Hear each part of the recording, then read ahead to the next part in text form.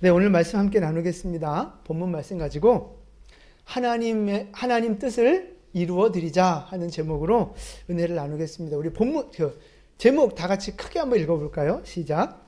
하나님 뜻을 이루어 드리자. 아멘. 네, 우리가 지난주에는 4장 말씀 살펴봤어요. 그래서 하늘에서 하나님은 어떤 분이라 그랬어요? 왕이신 하나님, 예배 받으시기에 합당하신 하나님이라고 말씀을 드렸어요. 그래서 하나님은 예배 받으시기에 합당한데 우리는 어떤 사람이라 그랬어요?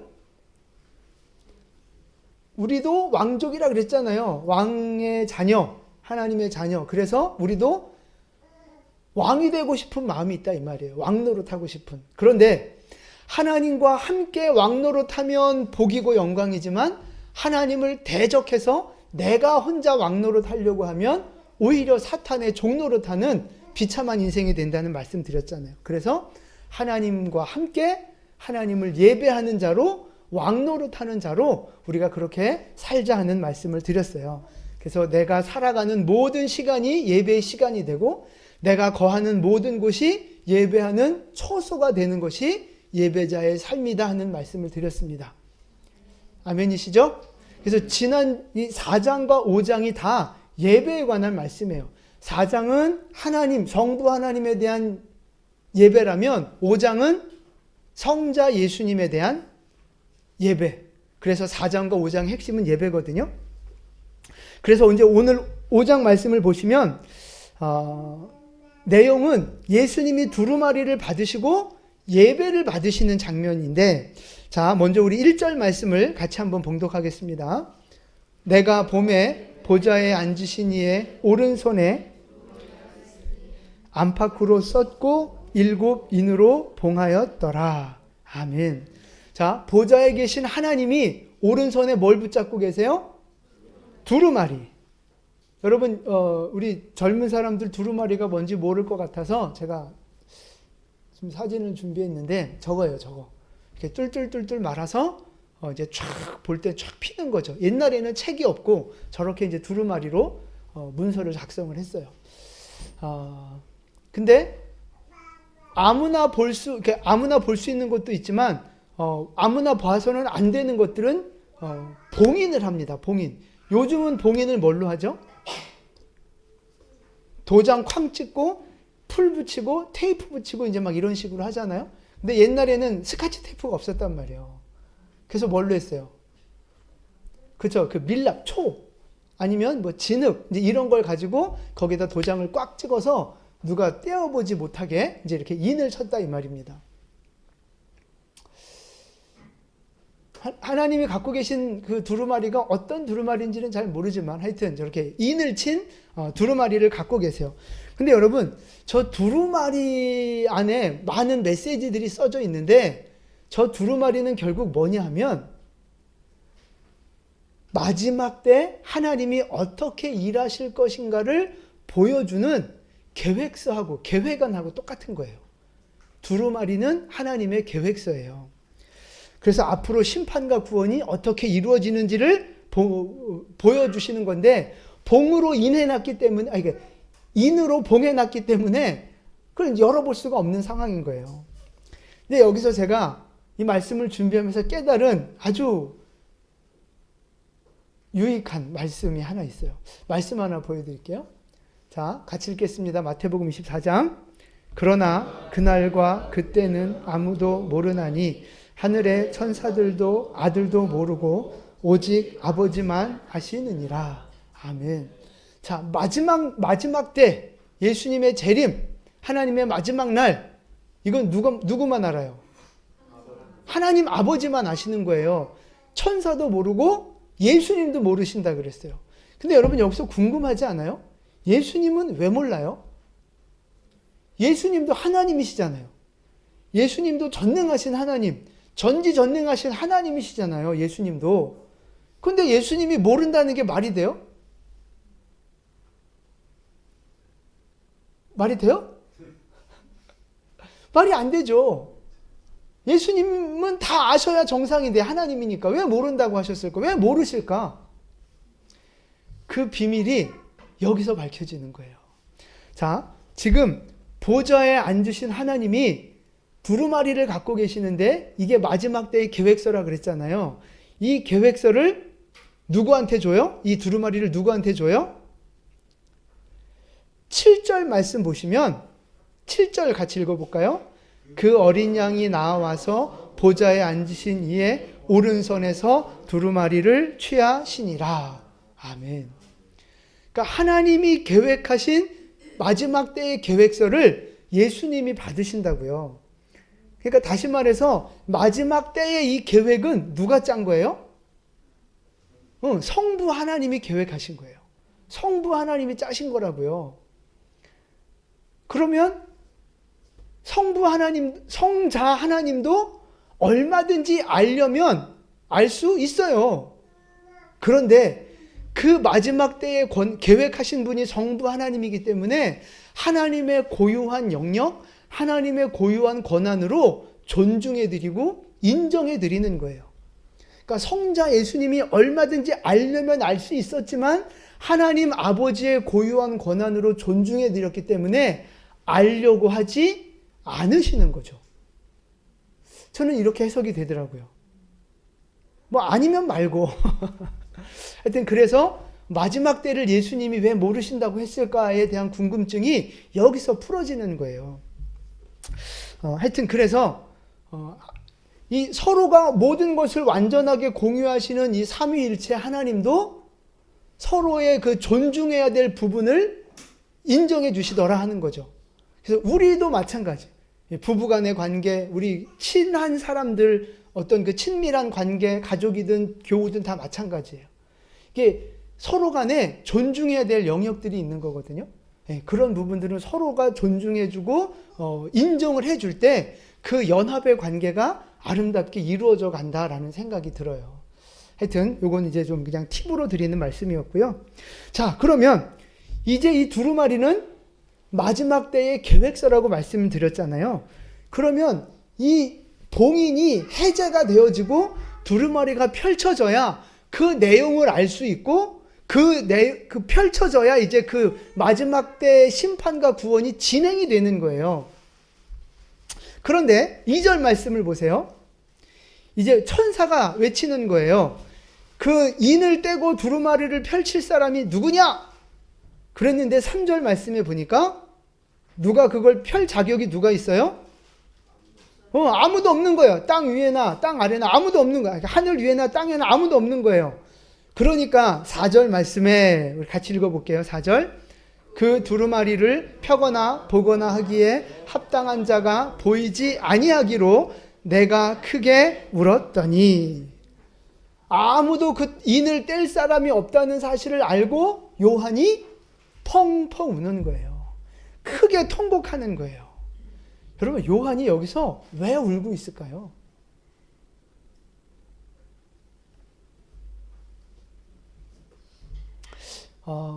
보통 사람이 크게 울 때가 언제입니까? 크게 울 때. 그죠? 그것도 크게 슬플 때. 언제 크게 슬퍼요? 그죠? 이제 죽었을 때. 그러니까 쉽게 말하면 너무 간절하게 원하는 것이 이루어지지 않았을 때 우는 거예요. 그러니까 가족이 죽었을 때도 그렇잖아요. 같이 살고 싶어요. 보내기 싫어요. 더 살고 싶어요. 그런데 이게 내 힘으로 어떻게 안 되는 거잖아요. 그냥 죽은 거잖아요. 그러니까 나는 간절히 같이 살고 싶은데 내 손으로 어찌할 수 없는 절망적인 그런 그 상황, 슬픔. 그러니까 이제 이렇게 크게 울게 되는 거거든요. 우리 학생들 시험도 마찬가지예요. 우리 그 취준생들. 내가 이 시험 꼭 붙고 싶어. 내가 이 회사 꼭 가고 싶고 내가 이 대학에 꼭 가고 싶어. 그래서 막 열심히 공부하고 정말 간절하게 붙고 싶은 마음이 너무너무 컸는데 불합격. 이런 소식을 딱 받으면 간절하게 원했던 것만큼 상대적으로 내 그 슬픔이 커진단 말이에요. 그럼 그냥 대성통곡하는 거죠. 떨어져도 그만, 붙어도 그만, 그런 마음으로 시험 본 사람은 떨어져도 안 울어요. 근데 정말 나 이거 꼭 붙어야 돼. 내 인생을 걸어서 막 이런 문제에서 떨어지면 대성통곡한다 이 말이죠. 그러니까 이제 그런 관점에서 오늘 요한이 왜 크게 우는가를 좀 살펴보려고 하는 거예요. 그만큼 요한은 뭐를 간절히 원했던 거예요?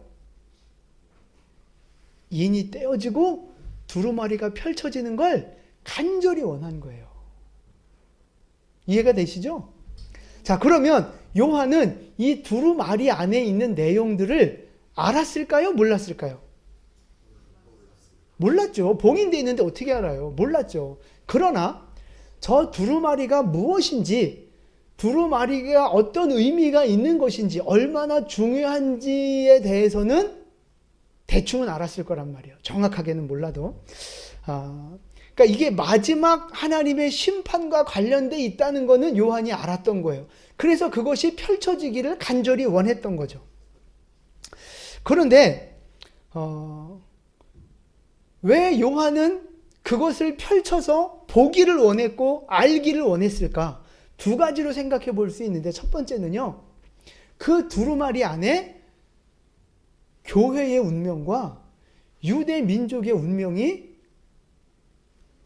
적혀 있기 때문에 그런 거예요. 거기 달려 있기 때문에 그런 거예요. 자, 지금 요한이 환상을 보고 있는 이때에 땅에 있는 교회들은 어떤 상황에 있었어요? 로마의 황제로부터 박해받고 있었단 말이에요. 교회, 예수를 믿는다고 하면 교회가 박살이 나고 잡혀가고 고문당하고 산채로 화형당하는 그런 힘들고 어려운 고통의 시간 속에 있었어요. 그런데 두루마리 안에 그 내용이 들어있단 말이에요. 두루마리만 펼쳐지면 이 교회가 어떻게 될 건지, 내 민족, 유대 민족이 어떻게 될 건지, 이 세상 나라가 어떻게 될 건지가 거기 기록되어 있는 걸 알아요. 그러니까 그걸 보고 싶은 거예요. 지금 핍박당하고 있는 저 교회들, 지금 예수를 모르고 예수를 박해하고 있는 내 유대 민족들 어떻게 될 것인가 너무 알고 싶은 거예요. 그런데 두루마리를 펴야 그걸 아는데 뗄 수가 없다는 거예요. 두루마리를 펼 수 없다는 거예요. 그러니까 그 아픈 마음, 그것 때문에 통곡하는 거예요. 자, 또 하나, 두루마리가 펼쳐짐과 동시에 뭐가 시작이 되느냐? 마지막 때의 진짜 심판과 구원의 완성이 진행이 되기 시작을 하는 거예요. 두루마리가 펼쳐져야만. 왜? 그게 계획서니까. 그래서 두루마리의 인을 떼고 두루마리가 펼쳐져야만 구원의 역사가 완성이 되고 악한 자들이 심판을 받고 이게 완성이 되어지는데, 이거를 뗄 수 없는 거예요. 펼 수가 없는 거예요. 그러면 뭐가 안 돼요? 심판이 이루어지지 않고 구원의 완성이 이루어지지 않고 하나님의 뜻이 완성되지 않는다 이 말이에요. 이걸 띄어야 하나님의 뜻이 완성이 되는데 이걸 못 띄니까 하나님 뜻이 완성이 안 돼요. 그러니까 이 요한은요, 하나님의 뜻이 이루어져야 되는데, 악인은 심판받고 믿는 자들은 구원받고 하나님이 영광 받으시는 이 하나님의 뜻이 이루어져야 되는데, 그걸 너무 간절히 원하고 있는데 그게 안 된다는 거예요. 그러니까 이 요한의 마음이 너무 슬프고 아픈 거예요. 그래서 통곡하고 있는 거예요. 한마디로 말해서 요한은 하나님의 뜻을 알고 싶은 것도 있고 하나님의 뜻이 이루어지길 원하는 간절한 마음이 있는 거예요. 그러니까 하나님의 그 역사가 이루어지는 것이, 하나님의 뜻이 이루어지는 일이 마치 누구 일처럼 느껴지는 거예요? 내 일처럼 느껴지는 거예요. 그냥 하나님은 하나님의 일이고 나는 내 일이고 이러면 통곡할 일이 없죠. 그런데 하나님의 그 일들이 이루어져야 할 하나님의 뜻이 마치 나의 일과 같이 여겨지는 거예요. 그래서 그렇게 깊이 통곡하는 거라고요. 제가 요한이 통곡하는 장면을 보면서 오늘 나의 모습을 이렇게 좀 한번 돌아보게 됐어요. 나는 하나님 앞에서 얼마나 통곡하고 있는가? 하나님의 일을 내 일처럼 여기며 얼마나 통곡하는가? 하나님의 뜻이 이루어지기를, 그랬는데 하나님의 뜻이 이루어지지 않은 그 현실을 보면서 얼마나 슬퍼하고 통곡하고 있는가? 내 눈에 하나님의 눈물이 메마르지 않았나? 뭐 이런 마음이 들어서 마음이 좀 많이 무겁더라고요. 여러분은 보통 언제 우십니까? 최근에 눈물 흘려 운 적이 언제이십니까? 울었다면 왜 울었어요? 뭐 때문에? 저 인간이 화딱지 나게 만들어서 승질나서 울고, 내가 고생하고 힘든 거 안 알아줘서 억울해서 울고, 뭐 이런저런 큰 문제가 생겨서 너무 낙심돼서 울고, 뭐 그래서 울지 않았겠어요?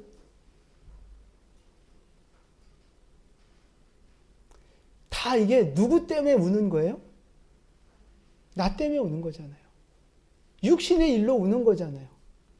나 한 몸, 내 인생 조금 더 잘 먹고 잘 살고 싶은데, 인정받고 싶은데 그게 안 돼서 그냥 서운하고 원통하고 억울해서 우는 거잖아요.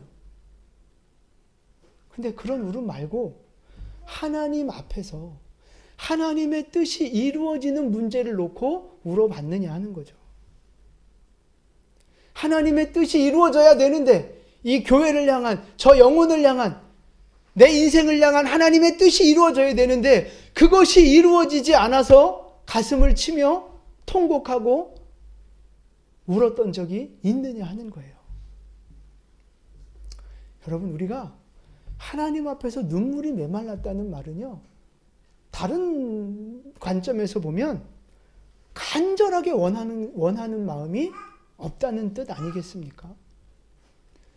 내 하나님 앞에서 눈물이 말랐다는 말은 하나님의 뜻이 이루어져야 되는데 그건 하나님의 일이고, 그 하나님의 일이 내 일처럼 여겨지지 않았기 때문에 하나님의 일이 이루어지지 않아도 나랑은 별로 상관없는, 그래서 눈물 나지 않는 그런 모습이 아니겠는가, 이런 생각이 드는 거예요. 교회에 문제가 생기고, 교회에 어려움이 생기고, 아니면 누군가 지체가 고난을 당하고, 지체가 어떤 어려움에 빠지고, 때로는 시험 들고 낙심돼서 믿음에서 떠나는 모습이 있고, 그럴 때 그 영혼을 바라보며, 그 교회를 바라보며 애통해하는 마음이 있느냐 하는 거죠.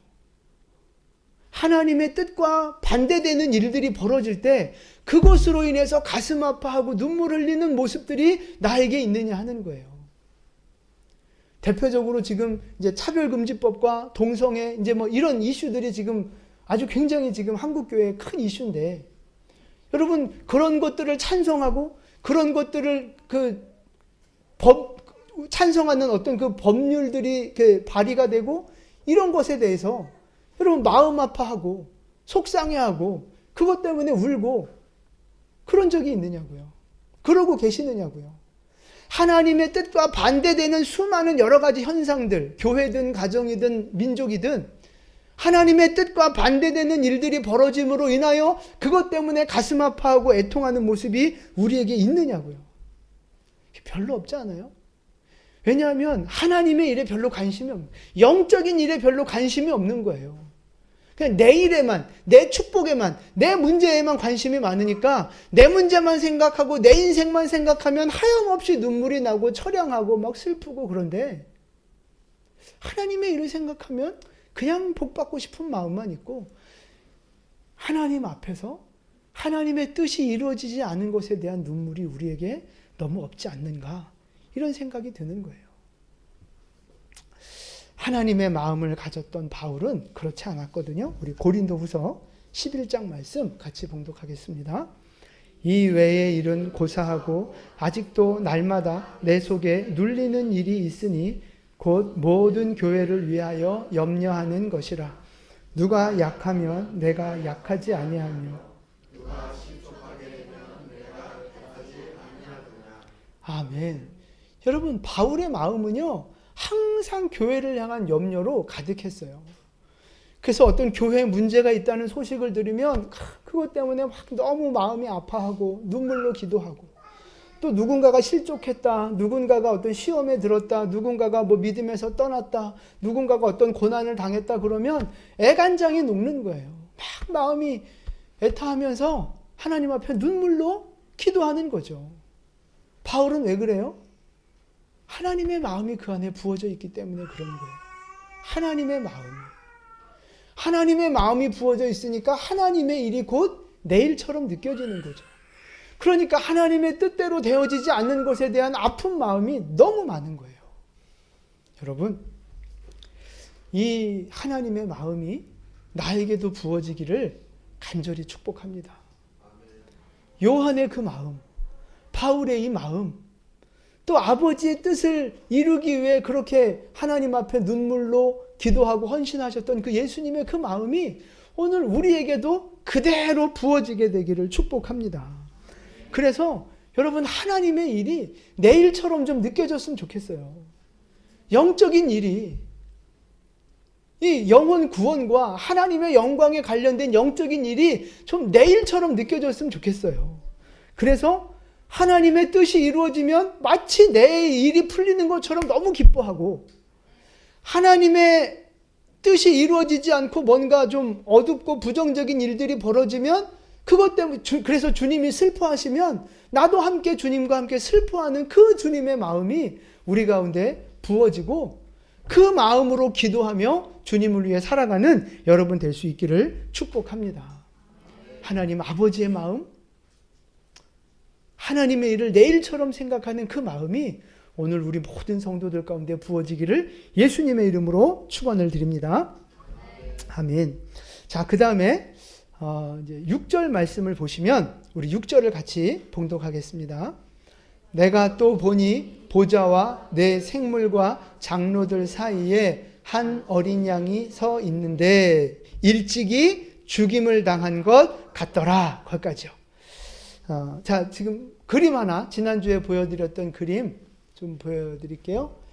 여기에서 한 가지 업그레이드 된 게 있어요. 뭘까요? 그렇죠. 잘하시네요.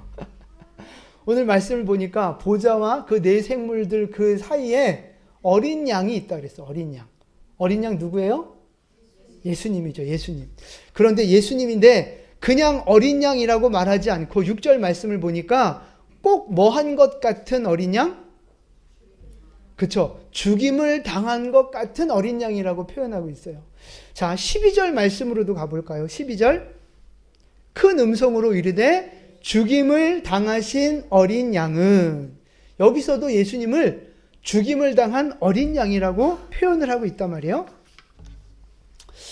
왜 예수님을 죽임당한 어린 양이라고 강조해서 지금 반복하고 있을까요? 예수님이 죽으신 거 맞잖아요. 근데 예수님 왜 죽으신 거예요? 그죠? 그냥 죽으신 게 아니에요. 예수님이 십자가에서 죽으신 이유는요, 우리의 죄값을 대신 치르시면서 죽으신 거예요. 그러니까 제사 관점에서 보면 희생양이 되는 거예요. 희생제물. 우리의 모든 죄를 예수님이 뒤집어 쓰시고 예수님이 대신 희생을 당하신 거죠. 우리의 죄값을 대신 지불하신 거예요. 그래서 우리는 용서받았고 하나님의 백성이 된 것이고, 예수님은 그것 때문에 희생당하신 희생양이 된 거예요. 그런데 예수님은 그렇게 죽으신 것으로 끝났어요? 아니죠. 그렇죠. 3일 후에 부활하셨잖아요. 부활. 그게 중요한 거예요.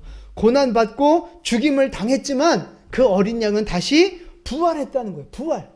그 부활하신 어린 양, 죽임을 당했었지만 지금은 부활한 그 어린 양을 성경은 지금 뭐라고 부르느냐? 5절 말씀에 보니까 유대 지파의 사자 다윗의 뿌리가 이겼으니, 예수님을 향해서 이긴 자라고 말하는 거예요. 이긴 자, 승리한 분이라고 말하는 거예요. 여러분, 이 부분이 이제 오늘 중요한 거거든요. 왜 예수님, 죽임 당했다가 부활하신 예수님을 왜 이긴 자, 승리자라고 부르고 있느냐?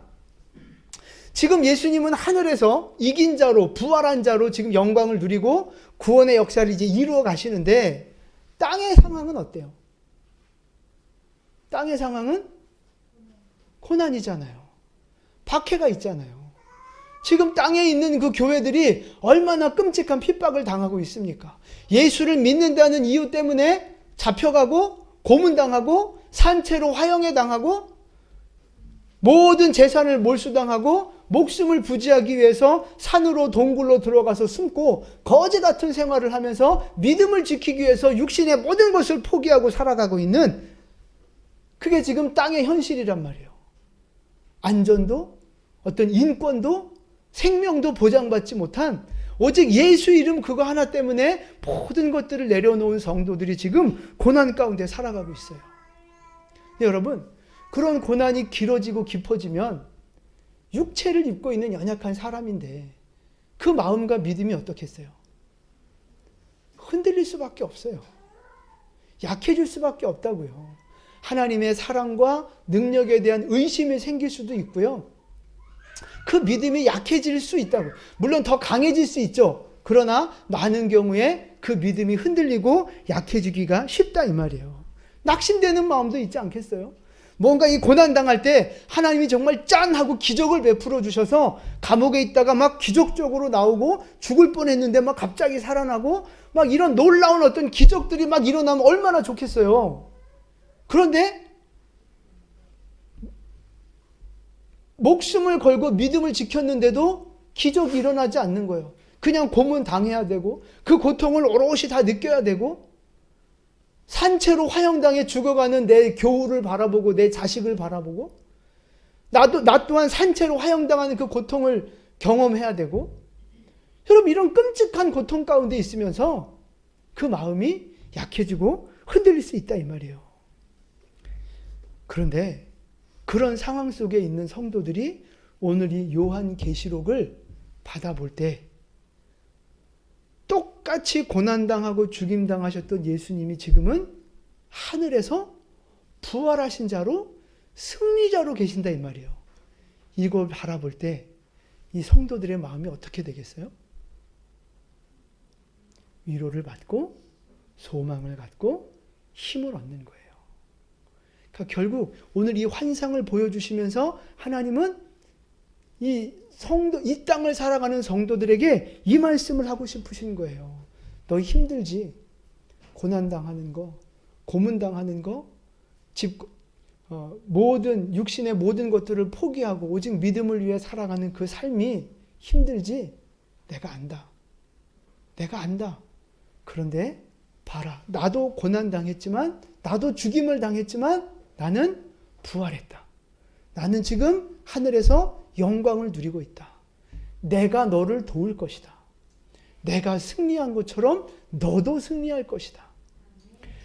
여러분 9절 말씀 보세요. 9절 말씀 끝부분에 보면 백성과 나라 가운데에서 사람들을 피로 사서 하나님께 드리신 분이라고 해요. 예수님은 자기 피로 백성들을 사서 하나님의 백성을 되게 하나님께 바친 일을 하셨단 말이에요.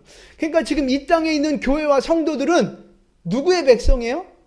하나님의 백성이라고요. 그러니까 하나님이 내가 너를 책임진다. 내가 너를 사지 않았느냐? 내가 너를 책임진다는 거예요. 내가 승리한 것처럼 너도 승리할 것이고 너도 승리하도록 내가 만들어 줄 것이다.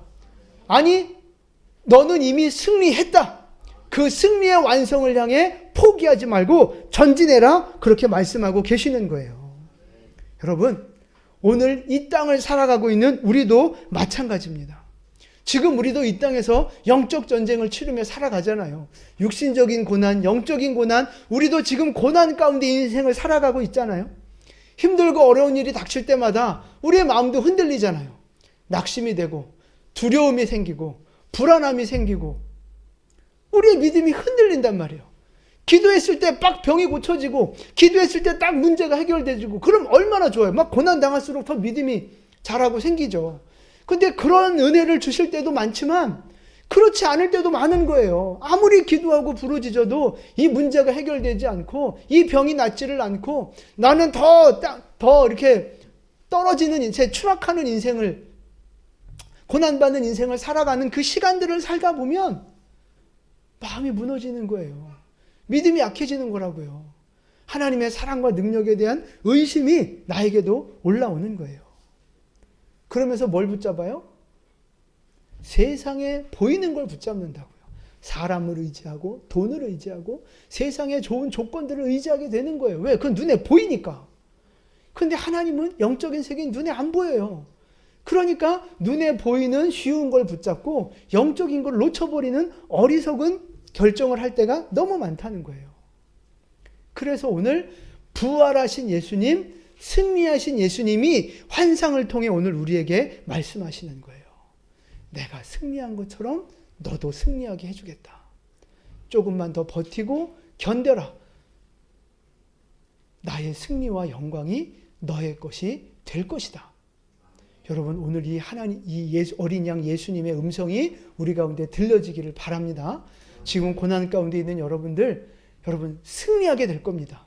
왜? 내 힘과 내 능력으로가 아니라 예수 그리스도의 능력으로, 부활의 능력으로 우리 모두 다 승리하게 될 줄로 믿습니다.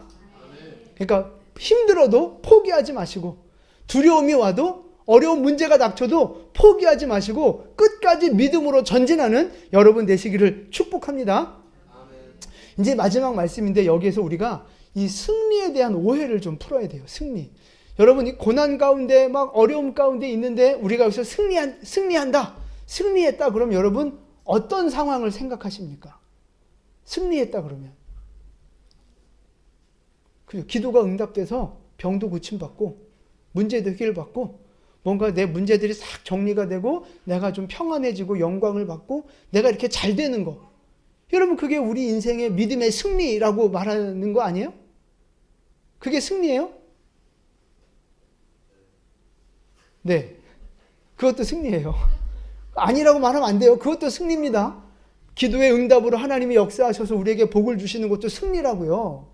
그런 승리를 날마다 우리 모두 경험하게 되기를 축복합니다. 그런 승리를 누려야 되는 거예요. 그런데 아까도 말씀드렸지만 우리가 기도한다고 다 그 문제가 해결됩니까? 우리가 믿음으로 행한다고 그것만큼 그 믿음의 어떤 그 대가가, 보상이 항상 이루어집니까? 그렇지 않다 이 말이에요. 여전히 고난이 있고 여전히 손해보고 여전히 어려움 당하는 일들이 너무나도 많아요. 그래서 육신적으로 형통하고 문제 해결되는 것만이 승리다라고 생각하시면 오해가 되는 거예요. 그러면 이제 문제가 생기는 거예요. 그래서 진짜 승리가 뭔가를 제대로 아셔야 되는 거예요. 여러분, 진짜 승리, 진짜 성공하는 인생은 어떤 인생이에요?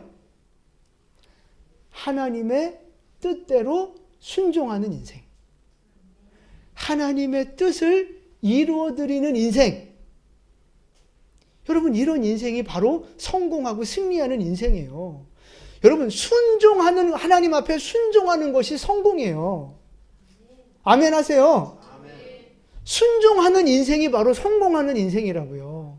그러니까 순종하면 나중에 성공한다, 이런 개념도 있지만 그게 아니라 순종하는 것 자체가 성공이라고요. 순종하는 것 자체가 승리하는 거예요. 하나님의 뜻을 이루어 드리는 거, 그거 자체가 이미 성공이고 승리라는 사실입니다. 여러분 생각해 보세요. 예수님이 십자가에서 못 박혀 죽으셨잖아요. 채찍 맞고. 그걸 인간의 눈으로 보면 예수님의 십자가 죽음은 성공입니까? 실패입니까? 실패죠. 비참한 실패예요. 그런데 예수님을 향한 하나님의 뜻은 뭐였어요? 사는 거예요? 죽는 거예요? 죽는 게 하나님의 뜻이었다고요. 어린 양으로 희생되어 죽는 게 하나님의 뜻이었어요. 그래서 예수님은 그 죽음을 선택해서 십자가에서 죽으신 거고요. 그래서 하나님의 뜻을 이루어 드린 거예요. 자기의 순종으로 하나님의 뜻을 이루어 드린 거라고요. 그런 관점에서 봤을 때 예수님의 인생은 성공한 인생이고 승리한 인생이라고 하는 사실입니다. 여러분, 이게 바로 우리 성공과 승리의 기준이 돼야 돼요.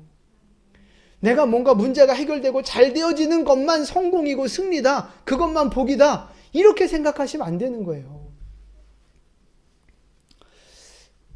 제가 이제 주중에 영상 하나 보내드렸잖아요. 하나님 앞에 헌신하고 순종했던 사람들이 얼마나 그 물질적인, 육신적인 형통하는 복을 많이 받았는가 하는 영상을 제가 보내드렸는데 다 보셨어요? 안 보셨어요? 뭐야? 안 보셨어요? 주여. 상처가. 왜 안 봐요? 보라고 보내드렸으면 봐야지.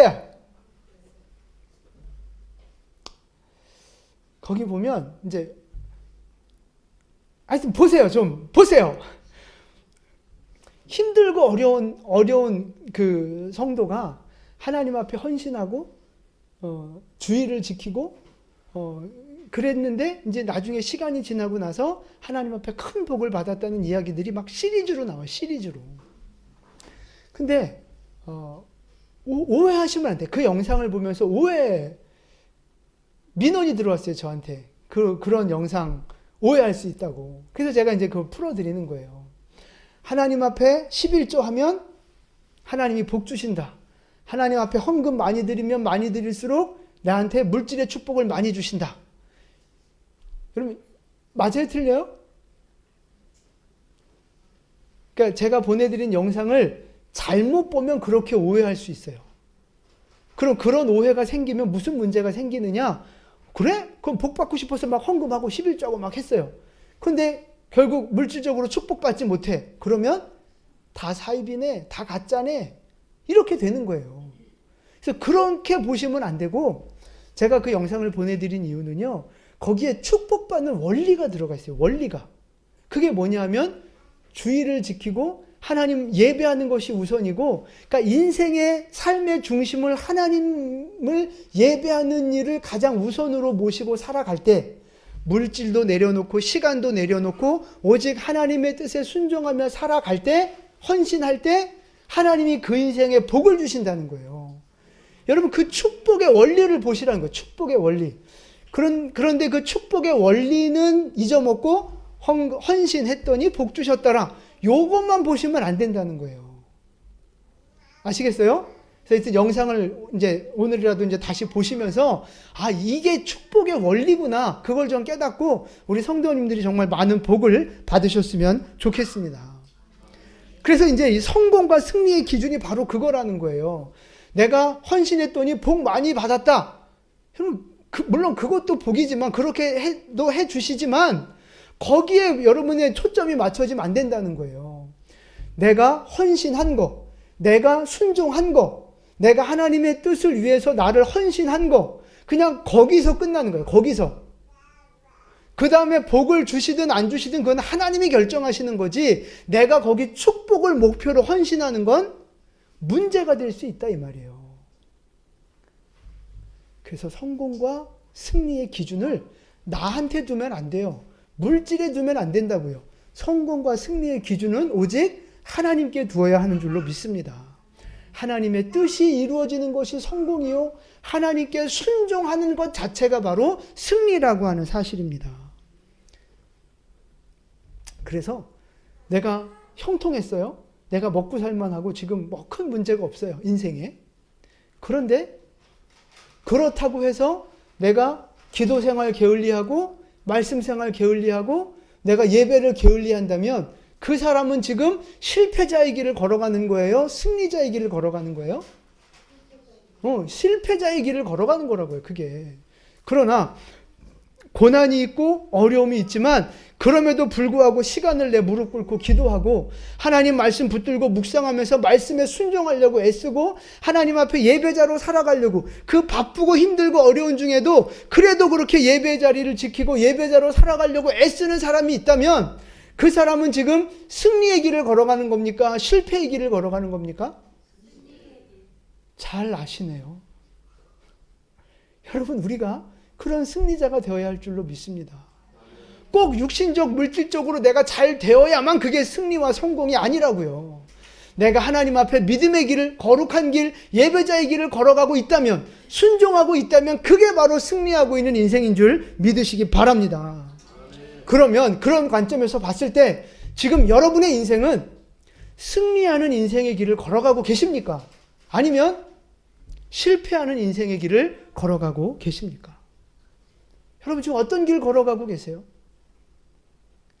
간절히 바라기는 여러분 지금 힘들고 어려운 삶의 문제들이 있지만 그럼에도 불구하고 하나님의 뜻을 이루기 위해서 순종하는 삶을 살아가게 되기를 축복합니다. 예배자로 살아가게 되기를 축복합니다. 삶의 모든 순간순간 속에서 하나님 뜻에 순종하는 승리자가 될 수 있기를 예수님의 이름으로 축원을 드립니다. 이제 오늘 말씀을 정리합니다. 요한이 통곡한 이유 뭐예요? 하나님의 뜻이 이루어지기를 원하는 간절한 마음이었어요. 하나님의 뜻이 이루어지기를 원하는 간절한 마음. 예수님을 승리자라고 부른 이유가 뭐였어요? 하나님의 뜻을 이루기 위해서 순종했기 때문에 승리자라고요. 그러니까 결국 하나님의 일을 내 일처럼 여기는 그 마음이 있어야만 하나님의 뜻을 이루는 일에 헌신하게 되고 순종하게 된다 이 말입니다. 여러분, 하나님의 뜻을 이루어드리는 우리 성도들 되시기를 축복합니다. 하나님의 뜻을 이루어드리는 사람, 그게 바로 승리자예요. 근데 요한복음 4장 5장에서의 핵심은요, 예배자입니다. 예배자. 하나님을 예배하고 어린 양을 예배하고 그 예배자의 삶을 살아가는 것이 바로 하나님의 뜻을 이루어드리는 거예요. 예배자의 삶을 살아가는 것이 하나님의 뜻이 이루어지는 거라고요. 그게 바로 승리자인 겁니다. 예배자가 승리자예요. 따라서 해보세요. 예배자가 승리자입니다. 다시 한번요. 예배자가 승리자입니다. 여러분, 하나님의 뜻에 순종하는 그 예배자, 승리자 될 수 있기를 축복합니다. 그래서 하늘에서 지금 예수님이 영광 가운데 부활의 영광을 누리며 살아가듯이 우리도 예수님과 함께 그 부활의 영광을 누리는 복된 성도들 되시기를 예수님의 이름으로 축원합니다. 아멘. 기도하겠습니다.